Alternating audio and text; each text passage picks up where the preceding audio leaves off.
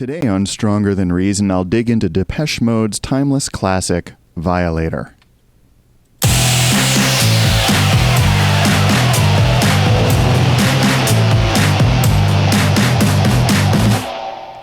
Welcome to Stronger Than Reason. Today I'm revisiting a band that I first talked about long ago in episode 7. And they're one of my favorite bands, but I should qualify that. I'm really only a fan of a certain period in their history, and the times before and after that period just aren't as interesting to me. And later on I'll talk about why that is. But for now I want to focus on one album in particular. It's the one that launched them into the stratosphere. Figuratively, that is. You might well ask why I didn't just talk about this album in the last episode about this band, since this is the album that was most commercially successful and the most critically acclaimed, and those two things don't always go together, but they do in this case. And last time I chose to talk about a double live album of theirs, which kind of amounted to an early best of. It came out the year before the album I'll talk about today. So let's just think about that for a moment. They had a live double album with an associated feature film before the biggest albums of their career. And that's the level of success we're talking about here. It's the kind of success that most bands never come close to. This is a band that played the corporate game for a long time. They had many years of development, as it's called, and a whole army of pluggers getting their songs exposure around the world. They had relentless touring in Europe and the US, and they slowly grew their fan base all around the world. They worked really, really hard for a long time. This is a band that started very young, and let's face it, they started off as teeny bopper heartthrobs making music that took advantage of new technology, but you can't say that it was super hard hitting in those early years. But through the 80s, they matured, and with that maturity came more of an edginess, a darkness, a flirting with the taboo, and they had some underground dance hits, and they were on Mute Records, which gave them some indie street cred, and more fans latched on. And they also had considerable luck. After a decade in the industry, they found themselves in the right place at the right time. They were coming of age at the forefront of the alternative music scene, right when it was going somewhat mainstream. And remember, this was the pre-grunge period when alternative music was getting some press, starting to generate a buzz. Those were the years when the dedicated few would stay up all night on Saturday to watch 120 minutes on MTV. And I was one of these, at least until I figured out how to program my VCR. But Depeche Mode is the band, and they amassed a following in the United States. And in 1988, they would play their biggest show yet to 60,000 fans at the Pasadena Rose Bowl. And that alone could be a career-defining achievement in anyone's book. After all, that's an even bigger crowd than the one that saw the Beatles play at Shea Stadium in 1965. But little did anyone suspect that Depeche Mode were still on just a mere foothill. They were about to scale into that rarefied air of being one of the biggest bands in the world, a band that even your mom would know about. You know, back in 1990, your mom was probably humming along to their songs in the grocery store or waiting in line at the deli. This was a band that would no longer be just an alternative sensation or a dance sensation. With this album, they would become a mainstream sensation. And this album in particular, which came out in 1990, would be much like Pink Floyd's Dark Side of the Moon was for Pink Floyd in 1973.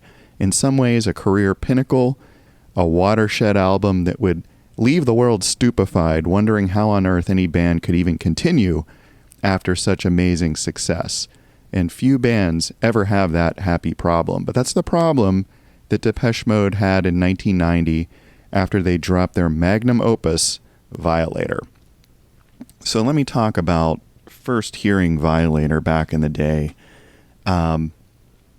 First, I should say that it's true that I know every moment of this album. I've probably listened to it hundreds of times, many hundreds of times. And for an example, not long ago, I found myself on a long car ride, and there were people sleeping in the car with me, and I had forgotten my headphones. So just to kind of keep myself awake and entertained, I just replayed this album in my mind. I replayed each song every moment, just kind of keeping time with my foot that wasn't on the gas pedal. And 45 minutes later, I was done. I had listened to the whole album in my head.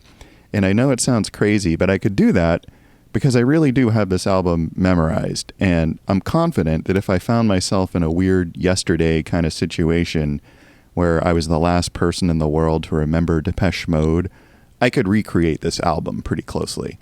Now, I can't pinpoint the first time I heard it, but I have a few impressions around hearing this stuff. And for one, I remember discussing the band at a friend's house, and the gist of that discussion was the fact that they didn't have a drummer. And we just couldn't get our heads around that. Remember, we were in high school at the time. We were a bunch of knuckleheads. But this was a band that didn't even pretend to have a drummer, yet their music had lots of drums. And it's not that we were being judgy about it. It was more like we were just puzzled. Like, why wouldn't a band want a drummer? Like, drummers are great. Like, why wouldn't you want a drummer? And if they didn't have a drummer, what in the world was going on stage when they performed exactly? So we were just confused.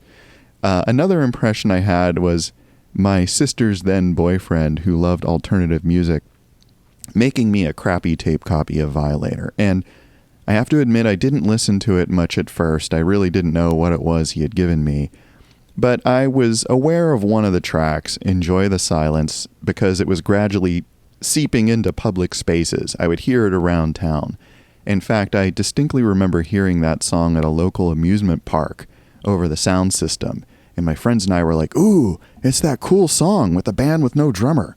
And it had these synth pad stabs all throughout that were really distinctive and kind of made it sound like nothing else. That and just the big dance beat and the guitar hook. I mean, what's not to love? So eventually I'd give my dubbed tape a deeper listen, and I'd listen to it over and over and over, and I would eventually just wear it out. I'm pretty sure it was just a crappy tape from Radio Shack. So by the time I was in college and haunting used record stores, I would just pick up this CD. And I just knew that I'd be keeping this CD for the rest of my life. So by then, this album was just something that I knew I'd always have to have around me. So then, Violator was out, and as the singles came out, each of the singles seemed like an album unto themselves. So someone would buy the single and kind of copy it onto tapes for everyone, which is what we did back in the day, for better or worse. And, you know, the video would drop on MTV. It would be like an event. So at this point, Depeche Mode were firmly in the US top 40, and Violator was just eating up the charts. And I was wrapping up high school, just coming of age myself, and was getting into all these alternative bands. And I understood that Depeche Mode had been an alternative band, but were now breaking through to the mainstream in a big way. But they still had all their indie cred as far as we kids were concerned. And they were coming from a very different place than, say, like Howard Jones or Level 42. Not there was anything wrong with those guys. I was actually a bit of a Howard Jones fan back in my middle school years, maybe because of his video for You Know I Love You, which more or less was like a low-rent version of the video for Sledgehammer, but maybe also for the fact that I got his album One on One for free from a local radio station, on cassette, of course, for helping to paint a mural on their wall. But that's another story. But I could recognize that he was making electronic dance music, and I liked that even as a kid, even if I wasn't very sophisticated about it. But Depeche Mode weren't some Johnny-come-lately industry follower. I realized that they had deep roots in alternative rock. They had been around for 10 years by this point. Violator was their 7th studio album. So they had a pretty deep bench of songs and a history that the press was digging into. And they were not at all like the, manufactured McBoy bands that would pop up all over the landscape 10 years later trying to just cash in on a fad. So as discerning music fans, young music fans, we decided that Depeche Mode were okay, that this was a band worthy of our attention. And if they were becoming popular, it wasn't like a knock against them. It was just a case of them getting what they deserved after years of hard work. So a few other impressions of this time. I remember that our local Pizza Hut had a jukebox with 7-inch singles in it. Yes, that's how old I am. And we'd play Policy of Truth there, as well as its B-side, Collide. And we I have to admit, we had an obnoxious habit of just being jerks in this place, and we referred to it with affection as the Pea Hut or the Fut, as in Jabba the Fut. So I'm sure we were just playing the jukebox all the time in kind of a low-key attempt to just annoy all the other patrons. But another thing is that we had this kid move to our school that year from the big city. Let's call him Matt. That's close enough. He was a bit more sophisticated than us and had actually seen Depeche Mode live on the Violator tour. And we just couldn't comprehend such things. I may have mentioned that I grew up in the burbs, far enough away from the big city that I couldn't easily talk my folks into going there to see some dodgy English band. The only real concert I had been to at this point in my life was Huey Lewis and the News. And that was actually a pretty big deal in the late 80s. Huey was all over the damn radio, and to this day I get a little ill hearing his stuff just because I was forced to hear it for years and years, like I'm sure all of you were. Kind of the same thing with Phil Collins and Michael Jackson and Madonna and Billy Joel. I'm just like numb to all of it now. But here's the difference.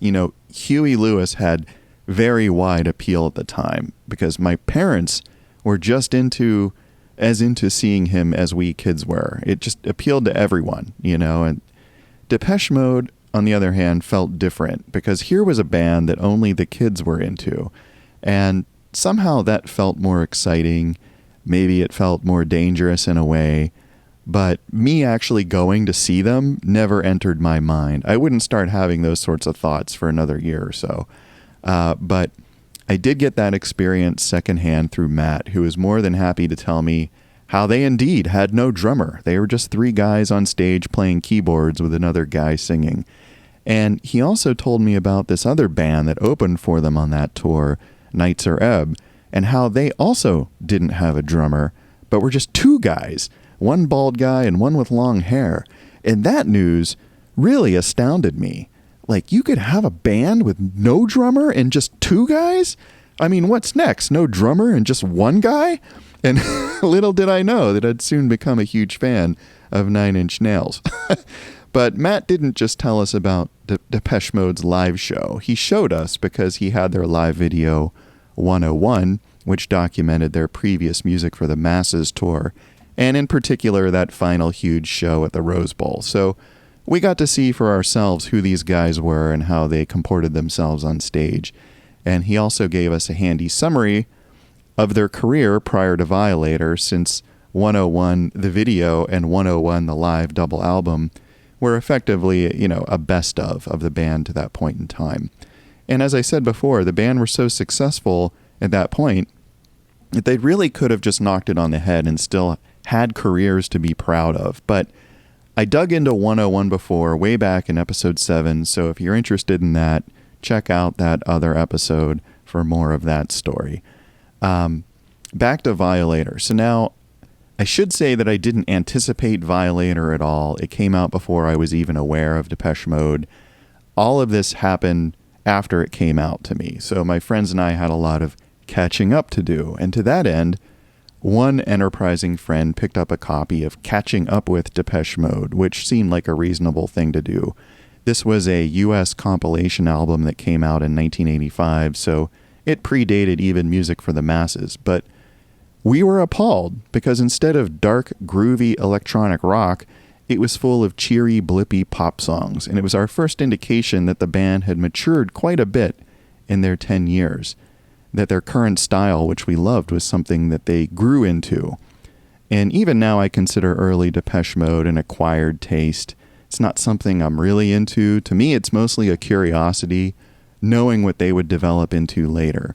But it's funny, some of their early albums did have songs that would have fit on later albums, and you'd get glimpses of what was to come. So my favorite of these was maybe a song called Lie to Me, which was off their fourth album, Some Great Reward. And I think it would fit stylistically and thematically with anything on Music for the Masses or Violator.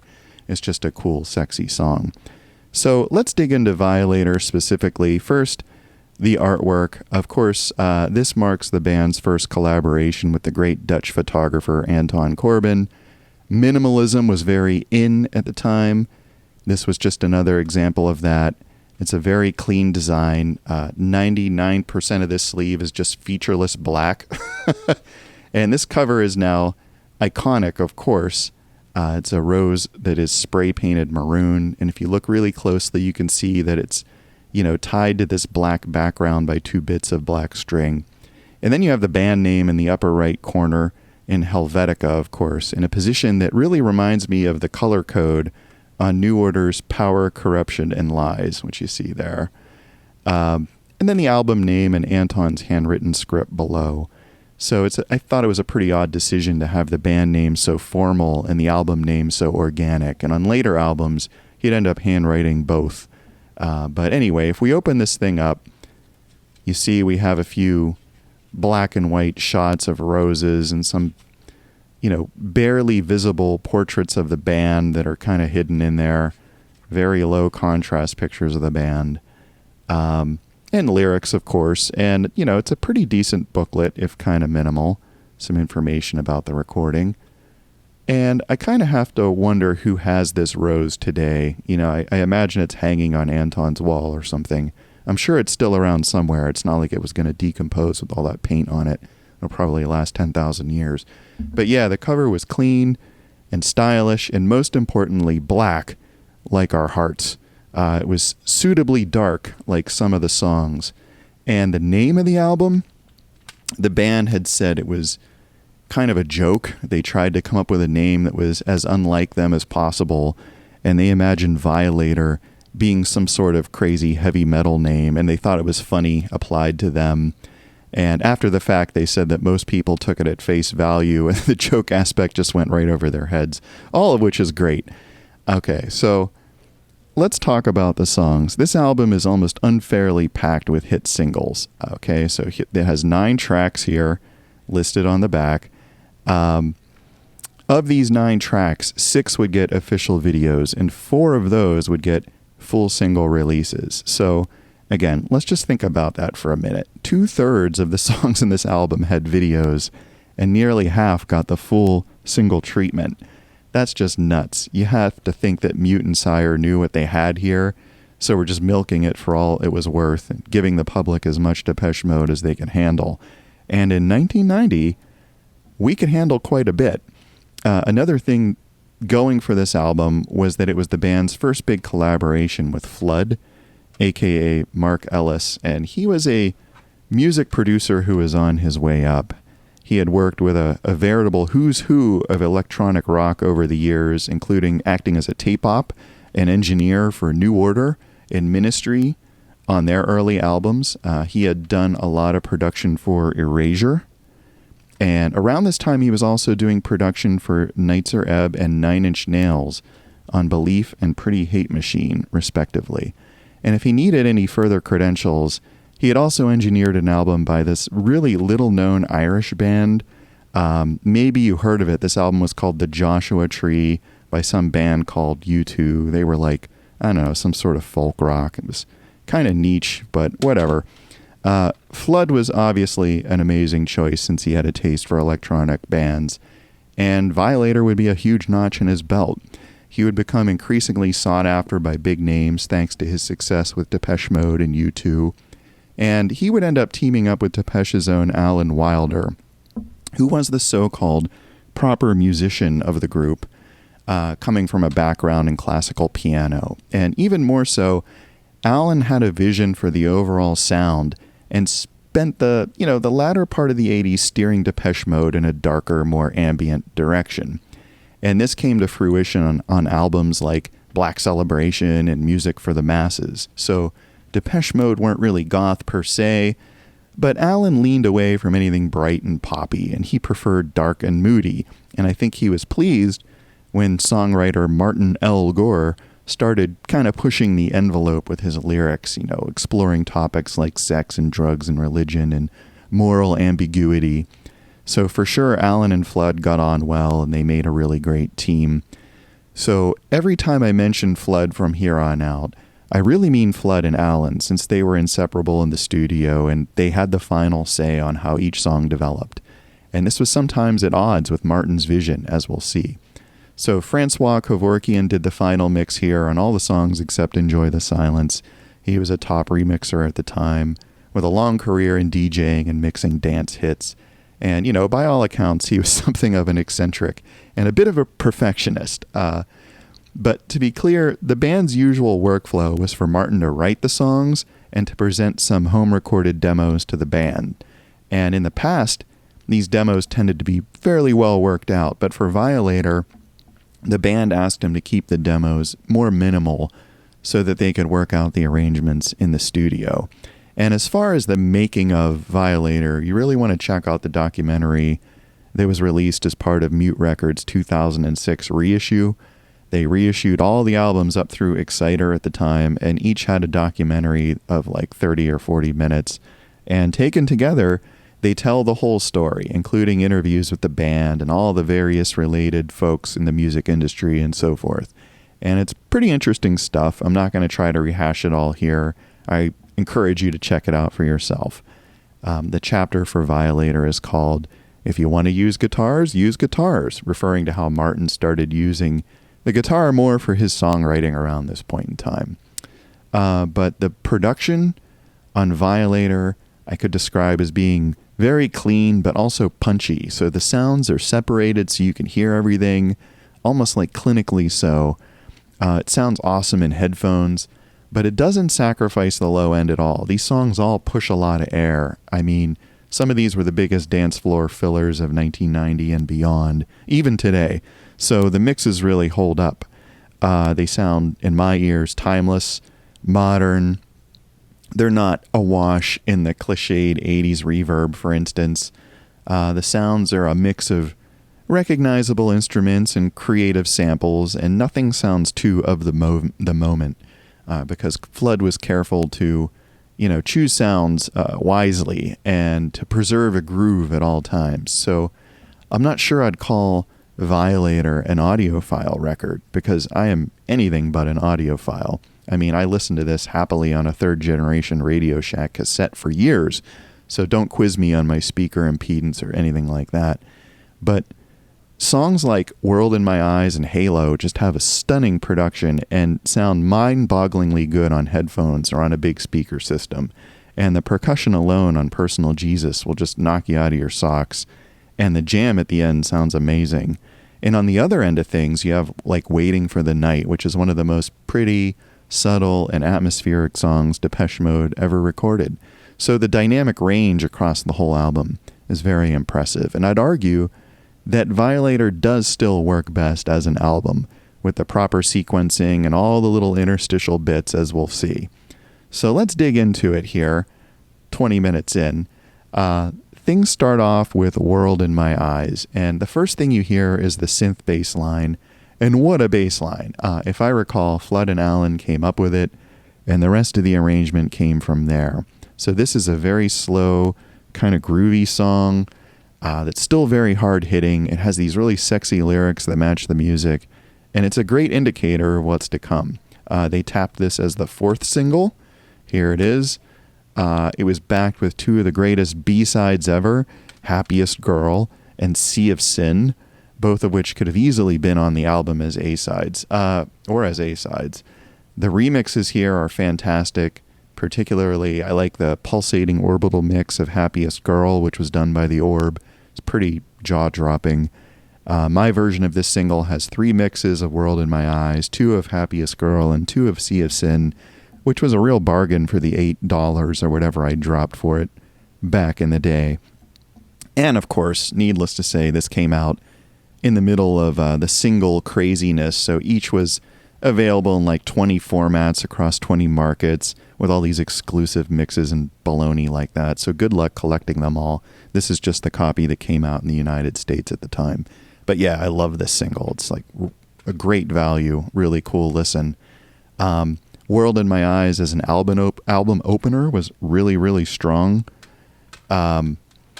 It's a great way to lure the listener in and just get them on board very quickly. And that goes right into the next tune, which is Sweetest Perfection.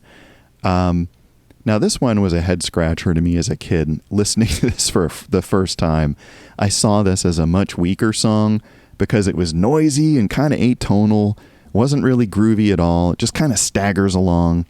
And it hit me much like the song Nobody Knows hit me on Nights of Reb's Showtime, as sort of a second track down-tempo misfire. But nowadays, I can appreciate better that both of these tunes have a weird, half-drunken stalker vibe. Sweetest Perfection is a song about obsession, and it really comes across. The ending is just really creepy and intense. And I also might have been put off because Martin Gore sings this one, not Dave Gahan, so it does have kind of a different feel to it, which was maybe a little bit jarring on the first listen. But later, I'd come to really like Martin's vocals on this song and on others. Of course, that goes into maybe their second most popular song ever, Personal Jesus. What can I say about this song that hasn't been said to death? I guess that I wasn't familiar with it at the time when I first heard the album. As I said, I learned about Depeche Mode only after Violator came out, and Personal Jesus was the advanced single, so I missed it, and I listened to it for the first time as just part of the album. And it's literally a stomper, with the band stomping on flight cases as the basis for the percussion. And flight cases hadn't sounded this cool since Michael Jackson pounded on one just before Eddie Van Halen's solo and Beat It. But somehow, singer Dave Gahan's vocals turn this little guitar bluesy rocker thing into this anthem. Maybe it's the reach out, touch faith line and the way it begs to be sung by an audience of screaming fans, or maybe it's Martin's twangy Dwayne Eddy-like guitar line, the way it evokes this huge space, kind of like in the American Southwest. Like I said, it's kind of bluesy. It's also a little bit country, but in a good country kind of way, like Johnny Cash, not in a bad country kind of way, like Billy Ray Cyrus. In fact, the video shows the band in the Old West visiting a bordello of all things. So yeah, they really leaned into that Western aspect of the song, and it was really catchy. And I'd soon hear this song just out the wazoo, and the sheer repetition would kind of dull its impact a bit, not unlike Huey Lewis. But what I really liked was its groove, and the last 90 seconds or so of this album version just stripped the whole song down to that simple groove. And I thought that was just super cool to hear on an album. It wasn't something that they always played on the radio. It was really on that album version. And, you know, I just wanted to have a 30-minute loop of that breakdown, just going and going. It kind of reminded me of the breakdown at the end of New Order's Morning Sun extended mix of True Faith by Shep Pettibone, or even Depeche Mode's own aggro mix of Never Let Me Down Again, which might be my favorite remix of theirs ever. You know, just something for the DJ to just relentlessly loop, just pure uncut groove. I don't have the Personal Jesus single on CD, oddly. I think I do have a cassette somewhere. It has like a million mixes of Personal Jesus, along with a B-side called Dangerous, which is a really cool song. The one mix on that single that stood out to me was the acoustic version of Personal Jesus that's just Dave singing with Martin on acoustic guitar. We played that one a lot. But I could dig that this song was so unusual. Its rhythm, its melody, even its lyrics. You know, it wasn't rock by the numbers. It was something new, and it was a sign that great things were coming from this band. And that was absolutely true in terms of the album, because the very next track was Halo, which is my personal favorite here, even though it wasn't one of the 4 singles. What can I say about this song? I love everything about it. I love the lyrics, the imagery. I mean, the first line alone is, "You wear guilt like shackles on your feet, like a halo in reverse." That's just amazing. And Dave's vocal delivery is spot on. The synth work, the use of piano to underscore certain moments. The moment when the drums come in just gives me chills. The synths, the bass, the drums, they all kind of interlock into this amazing rhythm. And then they add a string section to really create these dramatic moments and to lift you way up and just drop you down. You know, like you're in the ocean just riding these waves. And the whole thing, in my mind, is just flawless. It's just a perfect track. And Alan said that this was one song where he started using drum loops instead of individual samples. So in this case, they looped a performance of 1 or 2 bars. So if it sounds like a real drummer, that's because it is. But it's not one of the band members. Later, he would call this out as a big moment of realization that the imperfections in the human performance were essential and that quantizing every note to the grid just kind of killed the feel. And that's something that he would explore more on subsequent albums, even some of the albums that he did on his own with his solo project, Recoil. But yeah, in my mind, Halo should have been a single over any of the other tunes. They did do a video for it with Dave and Martin as guys in a circus show and as rivals for this girl's affections. And it was pretty strange. And it was typical of Anton Corbijn. He'd get an odd video idea in his head and just more or less force it on the band. And more on that in a bit. But I love Halo. Get yourself a great set of headphones in a quiet room and give that one a deep listen, because it's just amazing. So at this point, we need to dial it back a bit. And we do with Waiting for the Night. It's one of a couple ballads here. There's no drums, just burbling synths. The song is a quiet ode to nighttime, which any self-respecting Depeche Mode fan could relate to. The lyrics are at once kind of calming, but also sort of hallucinatory, sort of nightmarish. And I guess the metal band Ghost really dug this song because they did a really straight cover of it on their 2013 EP, If You Have Ghost, which is a really cool cover. Check it out. I do love me some Ghost. May end up talking about them sometime. But yeah, on vinyl and on cassette versions of this album, this song would end side A. And what a side that was. Just an amazing side. Side B starts with another song that you might have heard of. Probably the biggest song in their entire career. The song, of course, is Enjoy the Silence. And as I said, this is the one that brought Depeche Mode to my attention, having broken through into FM radio in such a big way and getting a lot of airplay in public spaces. It just sort of entered your consciousness. This tune has an interesting history, which the band and Flood have described at length online. The short version of it is that Martin recorded the demo as a slow ballad. The song, after all, was called Enjoy the Silence. It was supposed to be pretty down-tempo. And they recreated that version on the single as the harmonium mix. And Alan had the idea, though, to turn it into an upbeat dance tune, because why not? And Martin reluctantly went along with it, resulting in one of their biggest hits. I understand Alan and Flood programmed the basic rhythm on Flood's Roland System 700, and then cajoled Martin into playing the main riff on the guitar. And it just is an all-around amazing song. The only thing that kind of irks me about it today is the snare drum sound. It's got that big gated reverb snare that sounds oh so very 80s, and I wish they would have used something more modern because it really sticks out like a sore thumb. And maybe it's there because this was the one track that Daniel Miller helped mix. I don't know. But of course, you know, this was a huge blockbuster single. I have the CD here. The cover is very cool. It's a variant of the Violator cover with a white rose instead of a maroon rose, and it's on a dark blue background. And on this single, we have, you know, a bunch of mixes of the song naturally. And there are two B-sides. There are these creepy piano tunes called Sibling and Mephisto, which were cool, but, you know, really weren't fully formed songs in my opinion. They were more like these little instrumental oddities. But this video was all over MTV. It was also directed by Anton Corbijn, and it had Dave Gahan dressed up like a king and wandering around in the snow on a mountain just carrying a deck chair, you know, just looking for a place where he could enjoy the silence, you know, get it? I guess that was the joke. But I guess the joke was on Dave because the rest of the band only appears in these brief cutaways, and they were really happy to only have to put in about a half an hour's work on the video, whereas Dave had to freeze his ass off for several days. So yeah, there's an awesome outtake reel of the band on YouTube cracking up while filming their bits. You got to definitely check it out. It's hilarious. They're all trying to look very serious and cool, whereas you know, more often than not, Dave will do something and they just bust up. It's hilarious. So great stuff. But yeah, I love Enjoy the Silence. I mean, who doesn't? I still play the guitar riff from time to time because it's a classic.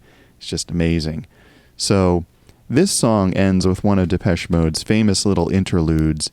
This one is informally called Interlude Number 2, Crucified, due to someone shouting the word crucified And reportedly, it was Andy Fletcher's one vocal contribution. So there you go. R.I.P. the great Andy Fletcher. It's just this little atmospheric thing with some guitar. It's kind of neat. But it leads right into Policy of Truth, which was another big hit single. Reportedly, this was the hardest song for them to get down onto tape. It ended up going through a number of iterations before they went with this slide guitar hook as the main hook. I do love this song a lot too. To me, the drums sound very live, so maybe it was another drum loop, not really sure. I like how the drums come in earnest, just not right at the beginning, but like part of the way into the song, just inexplicably, the drums kind of really kick in. And I like how there are occasional grace notes there. It's got this really funky, tight rhythm. The lyrics are all about how much easier it can be to lie than to tell the truth. So another great example of how Martin was just, twisting expectations, trying to get in some mildly controversial viewpoints. And to me, this song is just of a piece with World in My Eyes and Halo. All of them are really groovy and soulful, really hard-hitting drums. They all sound very organic. They don't really sound overly programmed. And the guitar here is really subtle. It's just those slides on the guitar, and at the end, it sounds like Martin is using an EBow to play these long, sustained leads. An EBow, if you don't know, by the way, a really cool little gizmo you can use to just create long, sustained notes on the guitar, and it's a fun little toy to play with. Pardon me, but yeah, very cool song. The video is yet another one from Anton Corbijn. This time the band is just filmed in slow motion, lo-fi, black and white, snogging with various women. So pretty strange, but I'm sure it was cheap to film. The single, which I also don't have, was interesting in that they lured the KLF into doing a remix. That would be the Trans Central remix. And it also had an instrumental B-side called Collide, and that's K-A-L-I-E-D. And we had no idea how to pronounce that until someone posted an article where Martin Elgore stated that he meant it as in kaleidoscope. So that's how we figured out how to pronounce it. And it's kind of this odd little techno track with no vocals. And I think they used it as the opener on the World Violation tour. So Policy of Truth goes into the second ballad sung by Martin, which is Blue Dress. And this is another song about obsession, maybe. I don't know, not much to say about it. It's a neat little song, no video or single for it though. And that leads into the second little interlude, which the fans call interlude number 3. No idea what happened to interlude number 1, but it's got a little synth horn lead with some vocal samples, and mostly it acts as an extended intro into the final track, which is Clean. And anyone who's ever heard Pink Floyd's One of These Days off their album Metal will immediately recognize this bass line. It's just a delayed note played over and over, and Alan admitted later that that's where they got the idea. So check out Pink Floyd's Metal, one of my favorite Pink Floyd albums. I will probably talk about it at some point, even though it was recorded before I was born. Pink Floyd is just an amazing band overall, especially their work in the 1970s. Pardon me. So it's nice to see that Alan likes Pink Floyd as much as I do. It's great to hear a reference to them on a Depeche Mode album. So lyrically, Clean is one of my favorites. It's just a guy, coming to terms with his indulgences. And the most clever bit is the chorus where he sings, "Now I'm clean." And then they add a "sometimes" at the end. And that's just so great. I still use this today. Like I'll say that my one cat is a really good cat sometimes. And it just makes all the difference. Again, these little lyrical twists that he throws in there just give the songs these new meanings, and they add a bit of an edge. And Howard Jones, for sure, was not going to write a song about how he was clean sometimes. But yeah, on this song, Alan's production work really comes to the fore. And when I think of what it was he contributed to Depeche Mode's sound, this is one of the songs that jumps to mind. It's got the swirling atmospherics. It's really dark and brooding. It's cinematic. I mean, you can imagine this song playing over a chase montage or something. And that was all Alan. And after he left, spoiler alert, they'd be stuck trying to fill his very, very big shoes. And in my mind, in some ways, they never managed to do that. Things would just never be the same after he left the band. And without that extra edge, Depeche Mode would really no longer compel me like they once did. I would kind of lose the plot. But that rounds out this album. So altogether with B-sides, it's 15 or 17 tunes, depending on whether you count the interludes as separate tunes. Quite an impressive bit of work. So of course they'd go on tour for the World Violation Tour. I can never figure out how to put this thing. There you go. Now it's right side up. And of course I would miss that tour completely, and I wouldn't really be able to go back and even experience it on video because for whatever reason, even though they were now among the biggest bands in the world, no one really thought to have the tour professionally filmed. So we had D.A. Pennebaker film the Music for the Masses tour, which resulted in 101, but nothing but VHS cameras for Violator. And it's a real shame because, you know, I feel like the band were at their peak at that point. And fortunately, some of the surviving videos are kind of passable and at least have decent audio. Again, I think this is the band at their career best. Dave's voice, for sure, would never be better in my mind than it was on this album here. He was not quite 30 years old here. He might have peaked even later. And I guess it's arguable if maybe the next album surpassed this. Not in my mind, but that's a matter of opinion. But he might have definitely peaked even later, if not for all the crap that happened in his life shortly after this. But as it was, in my mind, this is Depeche Mode right here at the top of their game. Musically, lyrically, in terms of performance. Again, the next album, which we'll get into some other time, would be a great one as well, no doubt. But it's not my favorite. To me, Violator will always be number one. You know, that's probably a matter of taste. So why do I love it? I mean, obviously, it is one of the defining albums of the 1990s, and for sure it was the biggest album by any electronic band ever to that point, and absolutely the biggest album by any band that had the audacity not to have a drummer. So no longer would electronic bands be stuck just in the club. After Violator, they'd be front and center. They'd be competing for ears with the guitar rockers and the power trios. So this was really a watershed moment in music. Depeche Mode took the alternative rock movement to a new blockbuster level. I mean, we had to hear questions like, were Depeche Mode even rock? What were they? Were Personal Jesus and Enjoy the Silence guitar songs or not? And did it matter that they didn't have a drummer? Did it matter that they were on an indie label back in England? You know, these were questions that the music industry and press were trying to sort out, but to me, I didn't care about any of that. I just love these songs. You know, I always liked electronic music more than conventional rock music, with a few exceptions, and I like club music in particular. To me, Depeche Mode were doing what a lot of electronic bands were trying to do, which was to marry up electronics and rock, and that's what New Order were up to all through the 80s. But now Depeche Mode came in and did it more successfully than anyone else. They were just at the top of the heap.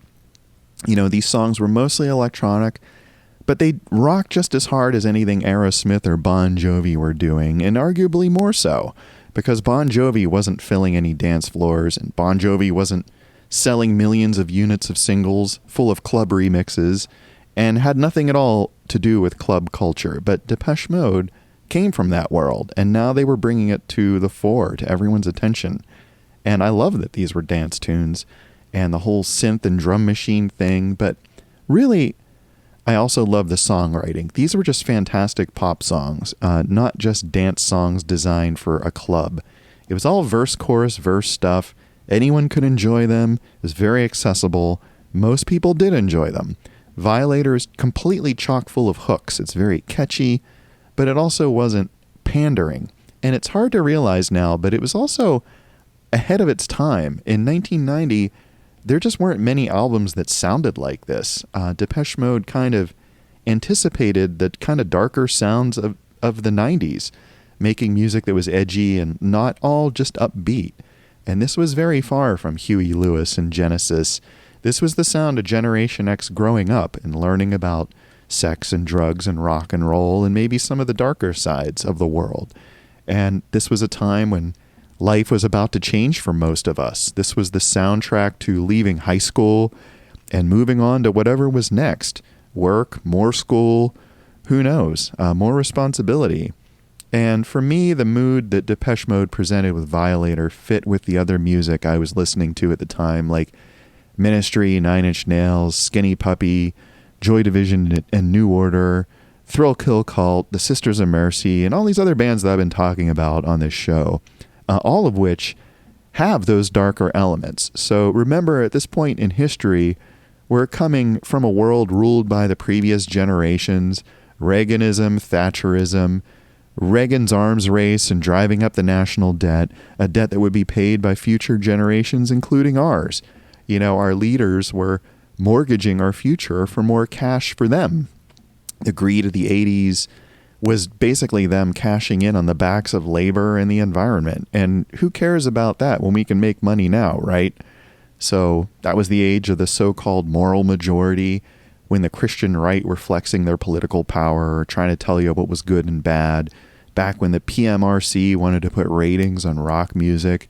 This was a world awash in nuclear weapons. As Carl Sagan put it, we were all standing knee-deep in gasoline just waiting for someone to light a match. And maybe it's hard to remember that now, even as bad as things are now. But it was easy as a kid in those days to feel totally screwed back then. To feel like maybe the previous generations didn't have our best interests at heart. So it was natural as we got a bit older to gravitate toward music that was darker and angrier than Huey Lewis and Howard Jones. And to me, Depeche Mode fit right in there. Personal Jesus was televangelism brought into the club. Like, why not? Enjoy the Silence was everyone I knew looking for a bit of escapism.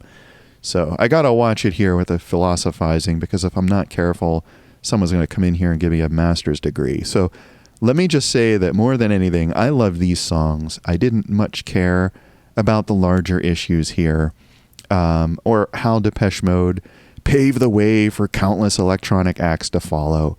I just love these songs, and I still do. So there you have it, gang. One of the landmark albums of the 1990s, and I would argue of the 80s too, Depeche Mode's Violator. This is a timeless classic that sounds as fresh today as it did 30 plus years ago. And it would not only launch Depeche Mode to world fame, but would also light the fuse for their eventual demise in some ways. And that's a story I'll get into later when I tackle their next album. But for now, we're going to put a pin in it. You're listening to Stronger Than Reason, this little show of mine that's available on YouTube and also as a Spotify or Apple podcast, if that's your thing. If you liked what you heard and you want to reward me with a banana pellet, please leave a review or a comment, or like and subscribe depending on your platform. I do try to get back to everyone who comments. Thanks to all who have already done that. Thanks to you for listening as long as you have. And until next time, take care and stay strong.